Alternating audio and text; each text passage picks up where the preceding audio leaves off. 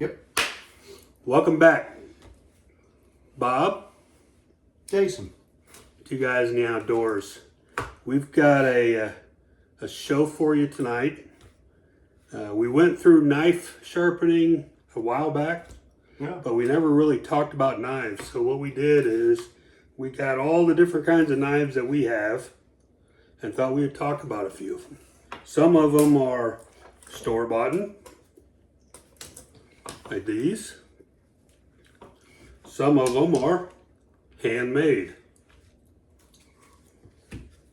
by yours truly. Some of them are, yep. So let's what do you want to do? I'm glad you brought the multi-tool knife. Oh yeah, You know what I mean? That's just that's a staple in my truck. yeah. It stays there. I carry a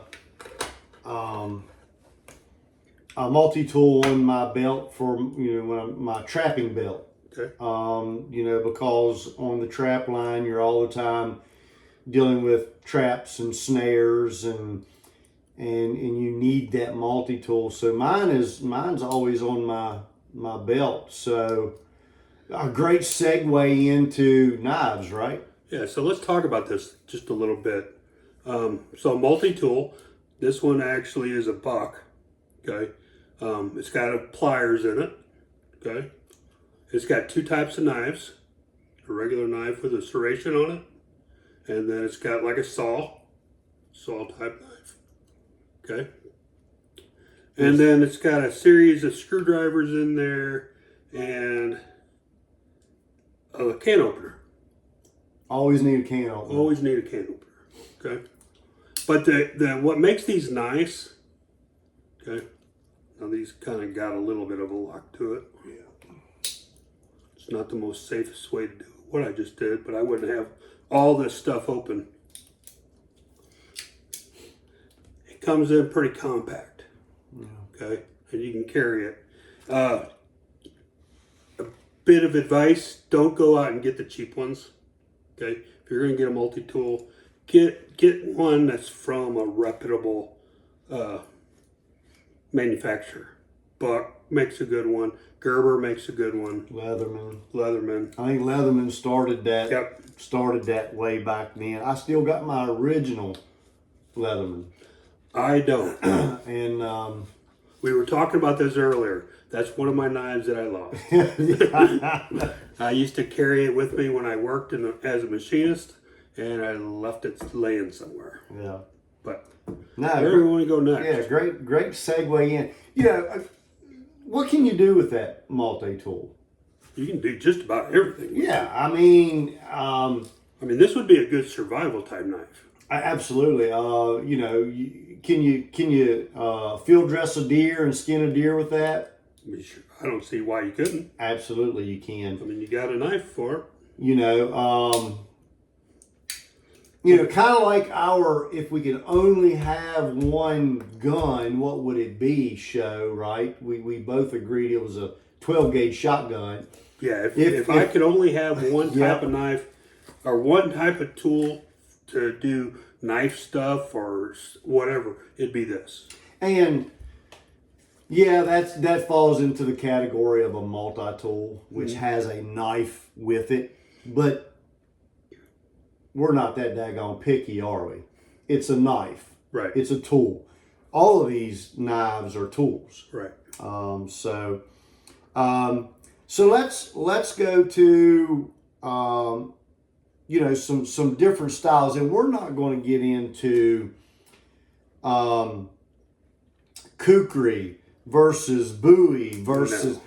We're not getting in, and we're not talking about different designs and styles, but we do want to point out a couple key features, and that is full tang versus a knife that's not a full tang. So that's full tang, like this one. This is a purchased one, but that is definitely not a full tang. So this one's not.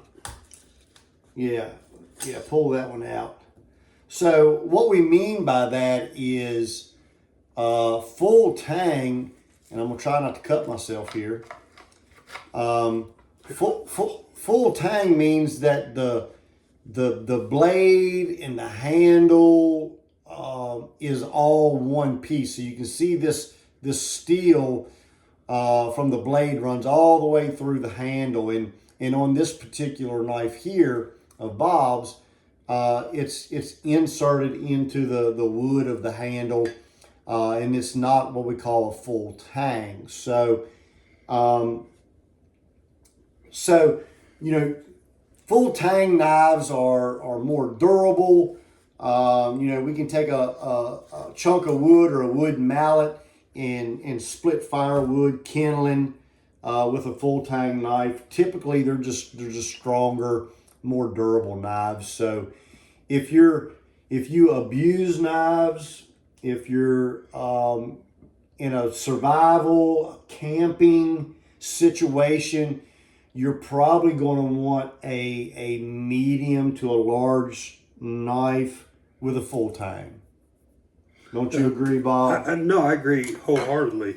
But I would say that even though this isn't a full tang, I mean, it will withstand some of that hardness, like you were talking Oh, about. just because of the size. of the construction of the knife itself. Yeah, and Now, just the sheer size of it, yeah.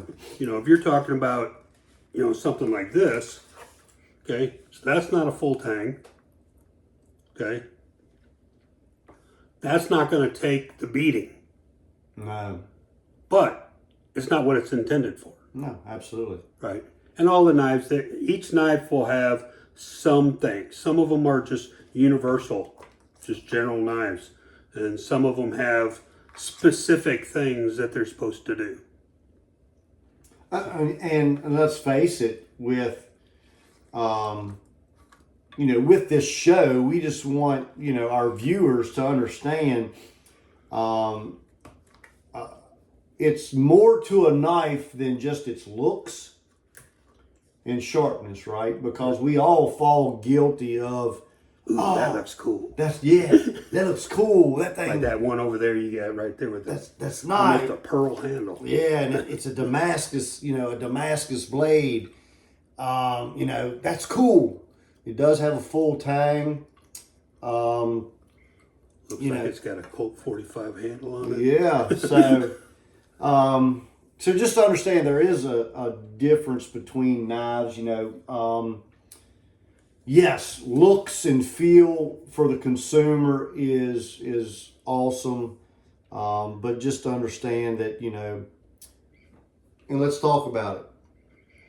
A very large knife like the one you've got here, Bob, and this one that I have, you know, this has probably got an 8-inch blade on it.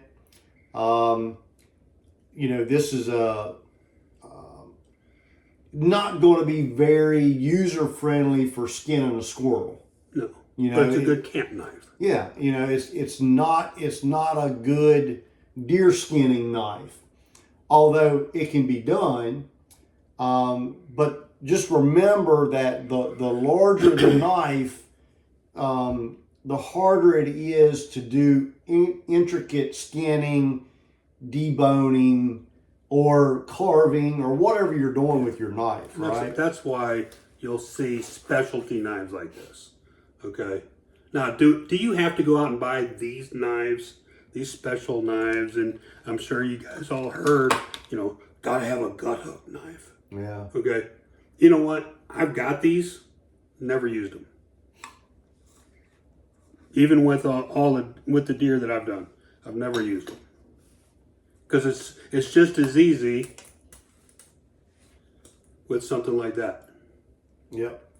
And with that being said, that's my favorite knife right there. So that's my favorite style of knife. Yeah, you better hold on to it. So and we were talking about this earlier.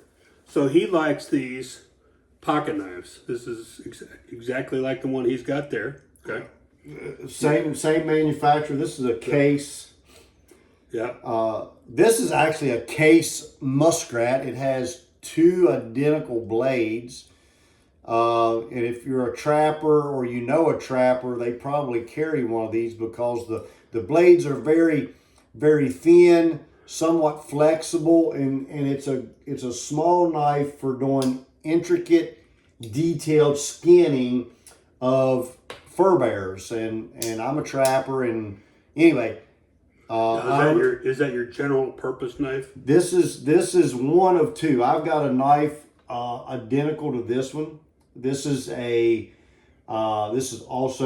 called the Muskrat. That's called the Trapper. In case knives, it has two blades on the same side, two different blades.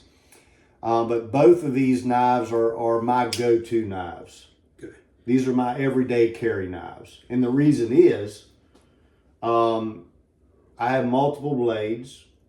They're very user friendly, and most importantly, it's deep in my pocket and I won't lose it. So that's where we differ. Okay. He doesn't lose these because they're in their pocket. I lose these more than the other ones. The what I go to, okay, this isn't the one I really go to, but this is one that's in my pocket all the time. Okay, just one blade. This one's actually called a Twitch. Okay, so it has a spring assist, right? But what I do like about it, and what Jason doesn't like about it, is the clip. Okay, I can clip it in there. Even my hunting pants have a special little pocket for it. Okay, same thing with this one. This one here. Okay. Yeah, I lose these because I guess just my beating through the brush and working and all the stuff. I don't know if twigs and branches catch on that and pull it out of my pocket, but man, I lose these things all the time. So I love them,